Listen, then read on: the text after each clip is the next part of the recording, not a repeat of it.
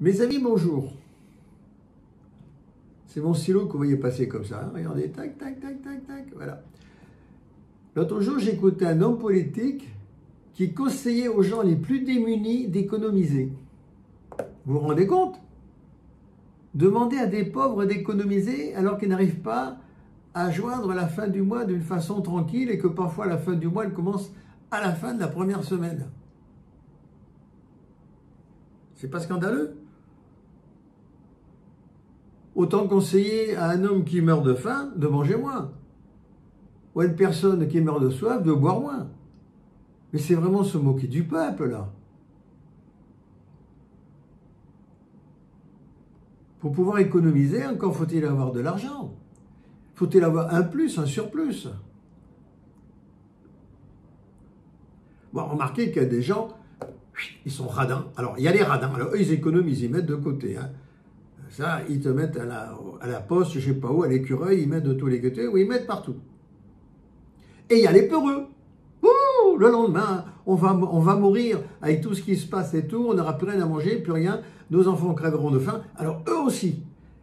Et l'avare et les peureux ont un point commun, ils se privent toute leur vie, mais alors toute leur vie. Les palaces, les beaux trucs, les belles voitures, non, c'est pas fait pour eux. Ils vont acheter tout en solde, tout en promotion, et vivent donc dans leur vie en solde et en promotion. Ben écoutez, pour moi c'est le contraire de l'abondance. C'est le contraire de l'abondance. Et l'abondance, ben, on retrousse les manches et on va chercher l'argent. S'il faut faire un deuxième boulot, on fait un deuxième boulot. Parce qu'il faut vivre quand même. Il faut vivre pendant qu'on est vivant. Il faut amener le meilleur pour sa femme et pour son mari et pour ses enfants. Et non pas se priver, sans cesse se priver. La nature ne se prive pas. La nature, elle est ouverte, elle est généreuse. Elle donne tout, elle donne les fruits. Le pommier ne vous dit pas, je vais donner que 100 pommes. Et je vais garder le reste, je ne sais pas pour qui. Non, non, il reste pour lui. Non, non. Il donne toutes les pommes qu'il peut donner. Tous les arbres font ça. Comment voulez-vous recevoir de l'abondance si vous ne donnez pas?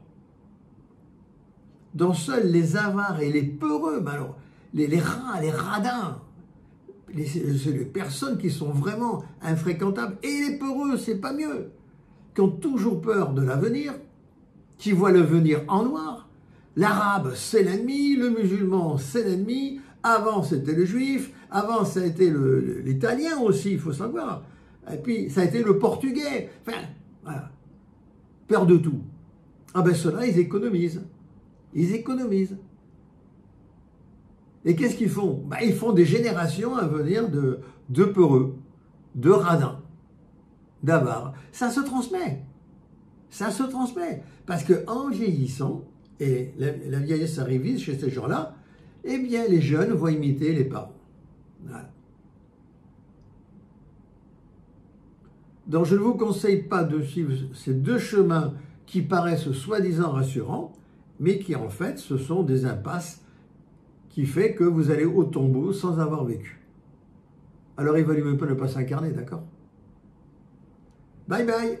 Mais je vais vous transmettre maintenant, avant de partir, des énergies, bien sûr, d'abondance.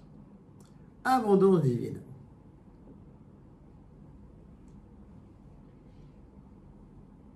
Et bien sûr, à côté, on vient de me rappeler, on m'a fait ça, ça veut dire que je vous dise de bien garder les yeux ouverts.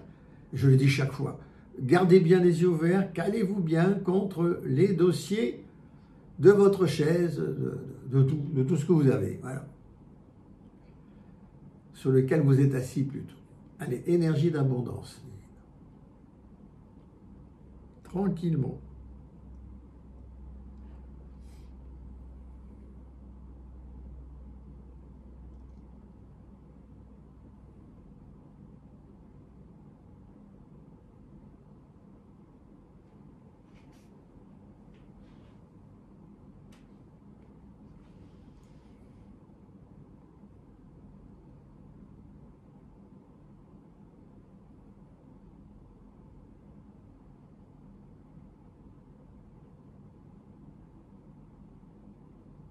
Et voilà. Je vous dis à la prochaine. Bye bye, au revoir.